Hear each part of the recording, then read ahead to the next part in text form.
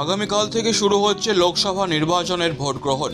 Vote গ্রহণের প্রাক্কালে তৃণমূল কংগ্রেসে ভাঙন অব্যাহত। বৃহস্পতিবার দাপুটে তৃণমূল নেতা রাজ বিশ্বাস সদল বলে বিজেপিতে যোগ দিলেন। রাজ উত্তর 24 পরগনা জেলার ভাটপাড়া পুরসভার 10 নম্বর ওয়ার্ডের তৃণমূল নেতা ছিলেন।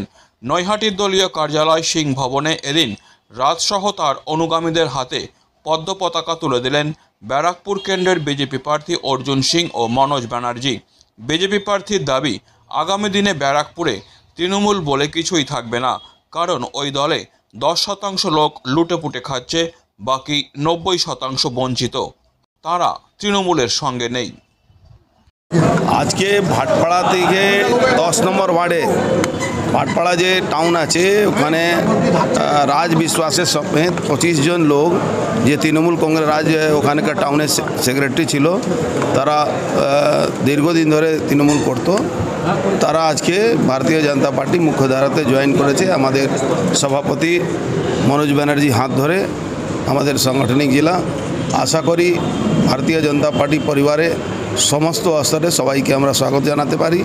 আর মোদিজি যে স্বপ্ন 400 পার, মোদিজি যে নির্দেশ 400 পার, তার এইসব তৃণমূল থেকে আসা যারা কর্মীরা আছেন তারা আমাদের সঙ্গে যোগ দিলে অনেকটা আমরা কাজ করতে আমাদের আরও সুবিধা হবে। তাদের মোহ ভঙ্গ হয়েছে তৃণমূল কংগ্রেস। কিন্তু তৃণমূল কংগ্রেস মানে শুধু তোলাবাজি, এক্সটর্শন, স্বজন পোষণ ছাড়া তৃণমূল কংগ্রেসের মধ্যে কিছু নেই। তাই তারা তৃণমূল কংগ্রেস ছেড়ে ভারতীয় জনতা পার্টিতে জয়েন করে। মুর্শিদাবাদের গঙ্গার ভাঙনের মধ্যে কি বারাকপুরে তৃণমূল কংগ্রেসকে ভাঙবে? তৃণমূল কংগ্রেস সারা বাংলার মতন আমাদের ব্যারাকপুরেও তৃণমূল কংগ্রেস বলে কিছু থাকবে না। কেন 90% তৃণমূল কর্মী যারা আছেন তারা ডিপ্রাইভড আছেন, আর 10% লুটেপুটে খাচ্ছে। তাই তারা সবাই টাটা বাই বাই করার জন্য আস্তে আস্তে চলে আসবেন ভারতীয় জনতা পার্টিতে। ভারতীয় জনতা পার্টি পরিবারতে আমরা সবাইকে সামিল করলাম, যাতে আগামী দিন সবাই সঙ্গে হাতে হাত মিলিয়ে আমরা কাজ করব।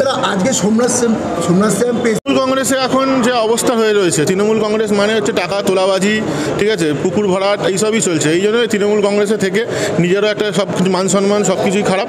এর থেকে বিজেপি করা ভালো। আজকে আমাদের 10 নম্বর ওয়ার্ডে যারা মোটামুটি আমরা একসাথে পার্টি করতাম, 25 থেকে 40 জনের মতো আমরা একসাথে এসে আজকে বিজেপি জয়েন করলাম। আগামী দিনে বিজেপির হয়ে কাজ করবে, কর্ম শুরু করবেন, শক্তিশালী হবে আপনার ওয়ার্ডে? আগামী দিনে আমরা বলতে পারি আমরা 10 নম্বর 15 নম্বর ওয়ার্ড থেকে যা ভোটের লিড দেবো, সেই লিড মোটামুটি অনেকই হবে। সেটাই আমরা চেষ্টা করব নতুন বিজেপিতে এসে আমরা আরও এই পার্টিটাকে শক্তিশালী করার চেষ্টা করব, এবং আমাদের যে বিজেপির প্রার্থী হয়েছে অর্জুন সিং মহাশয়, তার হাতকে আমরা শক্ত করব। আপনার নাম? আমার নাম রাজ বিশ্বাস। Disclaimer. This channel may not promote any violent, harmful or legal activities. All content provided by this channel is meant for an educational purpose only.